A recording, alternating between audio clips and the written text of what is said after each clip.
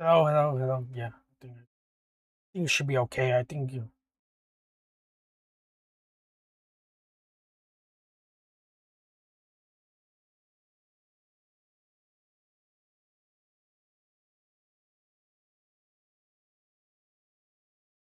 Hello, hello.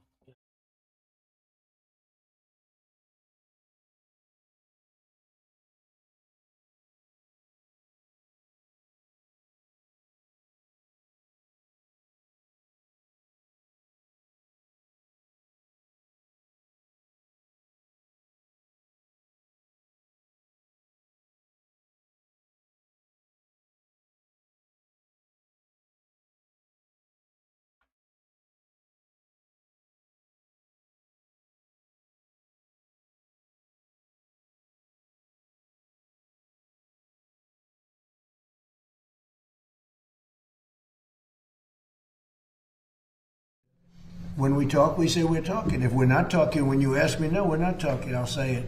But we are talking right now. We're talking, and we're talking at the request of Iran, backed by Saudi Arabia, backed by UAE, and backed by Qatar in particular, but others also. Many countries called. The leaders of many are friendly with a lot of them, almost all of them, one way or the other, and they all wanted to give this a last chance. This is a last chance.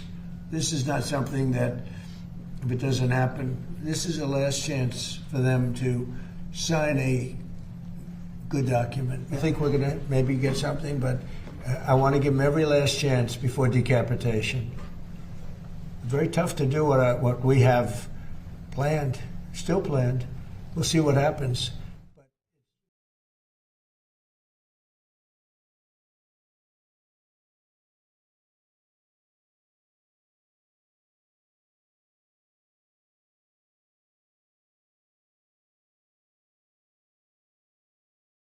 Yeah, so I guess Trump is uh, uh,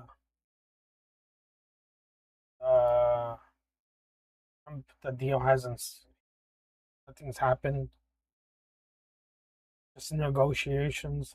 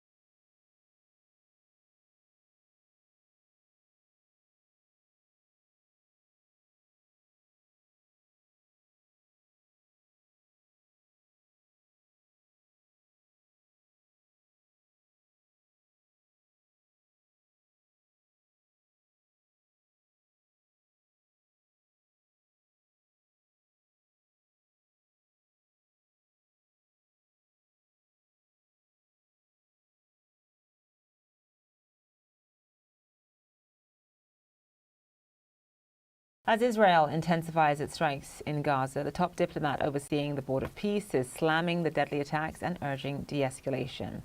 A source says that Nikolai Mladenov met with Israeli Prime Minister Benjamin Netanyahu today to discuss an agreement announced by President Trump last week that would disarm Hamas and lead to the phased Israeli withdrawal from Gaza.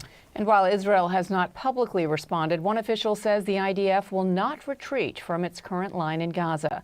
And Hamas says it will only comply if Israel halts its fire. Israeli strikes killed 28 people in Gaza over the weekend.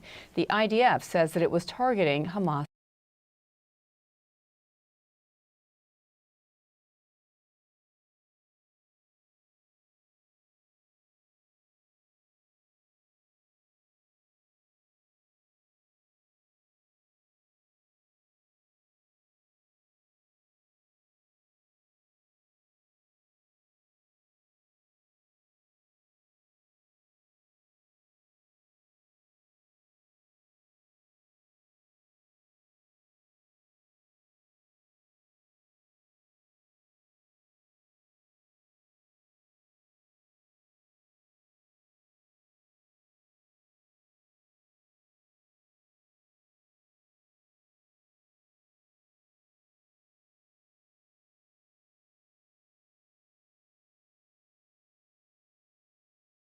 commanders.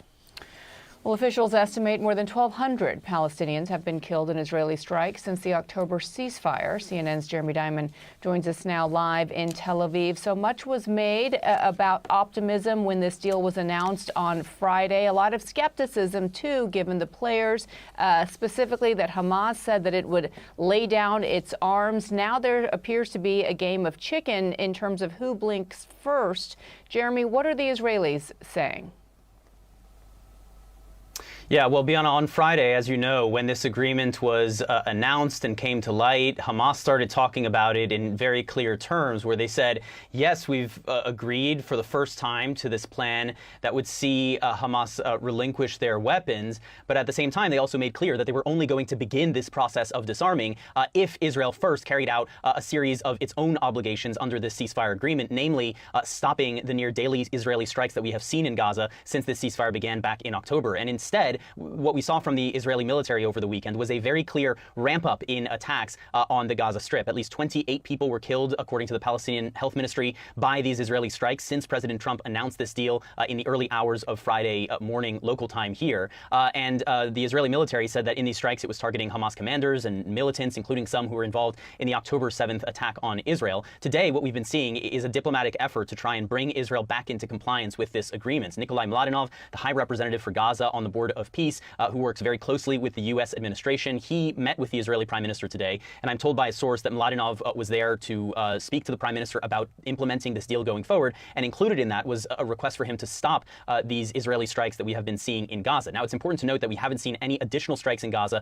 since yesterday evening, and so the question is, was this ramp up something that the Israelis were doing in order to carry out several additional strikes before they would agree to the halt that the U.S. and the Board of Peace are asking them to, or is this simply more of Israel defying this ceasefire agreement going forward? We will get the answer to that in the days and weeks ahead, but it is important to note that amid this meeting between the Prime Minister and Nikolai Mladenov, the High Representative for Gaza, an Israeli official told reporters today that Israel would continue to thwart any threats that it sees in Gaza, and also that Israel would not withdraw from the current yellow line, meaning where the yellow line stands now after Israel seized additional territory beyond what was agreed to in that October ceasefire agreement. So a very, very delicate situation, and one that U.S. and Board of Peace officials anticipated would be quite difficult even after securing this agreement with Hamas following months and months of negotiations. They know that what lies ahead is going to be even more difficult.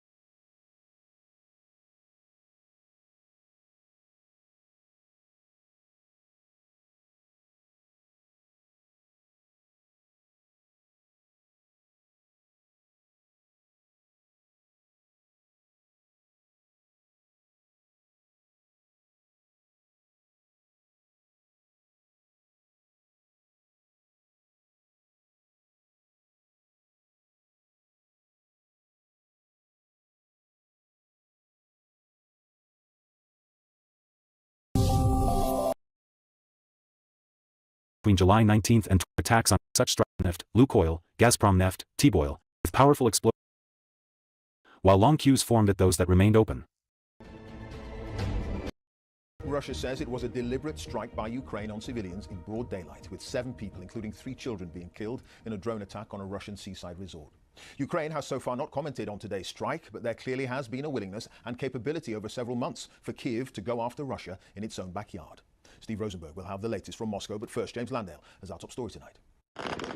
In this war,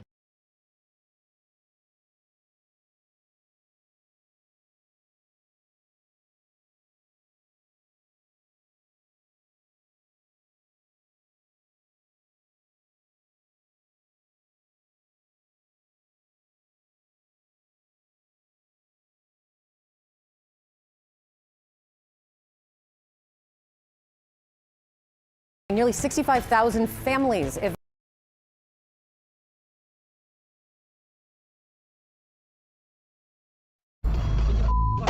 Even stopping for gas in Ukraine can now be lethal. More than 200 fuel stations have been attacked by Russia since June. That's about 3 a day. In a country where the war has shut down commercial flights, they are a lifeline with a huge role in a vast country. The pump's now a place to listen out for the buzz of drones and know where the bomb shelter is. In Zaporizhia, policeman Mikhailo ran in to help after a drone struck one station, but then he heard a second. Получається, коли я чув, що дрон вже йде на зниження, побачив спишку, після чого одразу вже став, побачив, що в мене поранена рука, поранені ноги. Може, щоб налякати, посіяти страх, паніку. We verified 30 of the estimated over 200 attacks in June and July. They fall across Ukraine, but most are close to occupied areas, the cities of Kramatorsk and Kharkiv worst hit.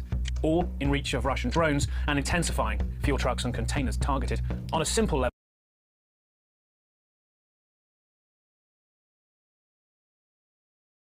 Yeah, like a couple of drones attacked some gas stations in Ukraine. And I guess Ukraine attacked the beach.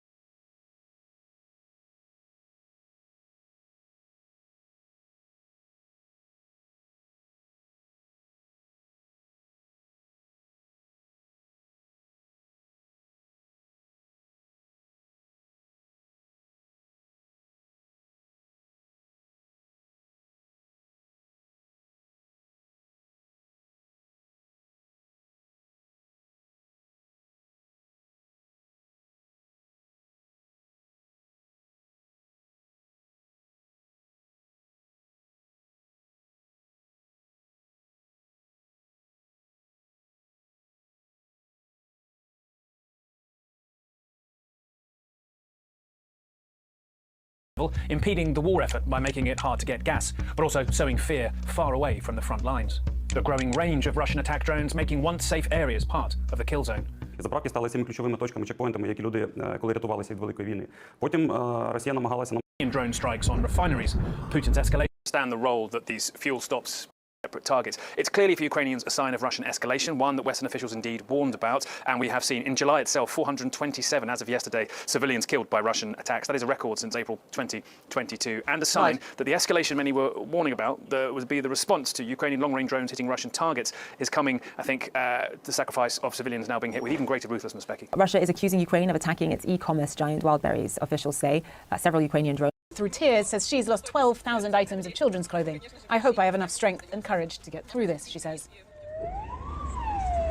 Over the past 2 weeks, Ukraine's deep strike campaign, usually focused on oil refineries or military facilities, has taken a sharp turn into e-commerce, hitting multiple warehouses belonging to one company, Wildberries, Russia's equivalent of Amazon, with around a 50% share of the country's online retail market. It provided thousands upon thousands of individuals, sellers with income.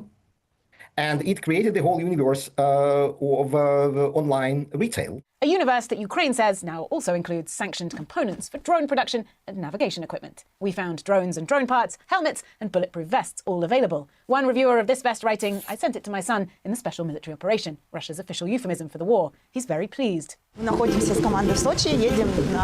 attacks, Wildberries founder Tatiana Kim was Russia's richest woman, worth over $8 billion. A self-made entrepreneur, now well-connected in Kremlin circles and deeply intertwined with the banking sector. One of Russia's biggest banks, VTB, recently took a stake in Wildberries' financial arm, and through its mounting debt burden. A fact Ukraine is fully aware of, says the co-owner of one of Ukraine's leading long-range weapons producers. If we take it down, it would inevitably lead to the collapse of a huge number of banks, including at least VTB. Wildberries is too big to fail, and the state will definitely support Wildberries in this or that form. It's still burning after 3 days, says the seller, who drove to survey the damage at a Wildberries warehouse just outside Moscow. She says she lost around $100,000 worth of goods. Lives at risk, livelihoods up in smoke. A Russian success story, the latest casualty of Putin's war. as the wars in both Ukraine and, of course, Iran continue, we often see President Trump sort of changing his mind, and that's perhaps the kindest way of suggesting it, on certain policies or strategies. We also see him turn his attention from one conflict to another based on, how things are progressing. How is this playing out in the battlefield?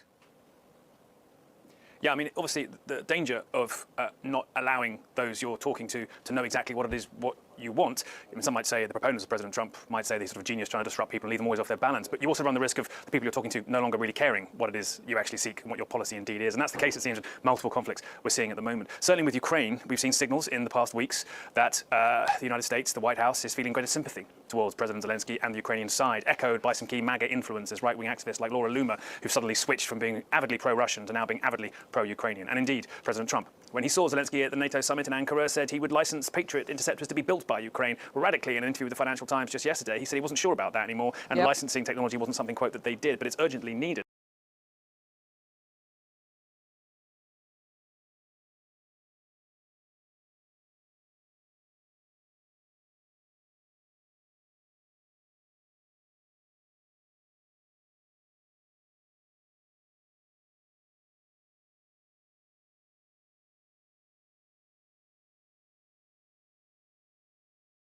I have to get going, man. The stream. Cheers, everybody.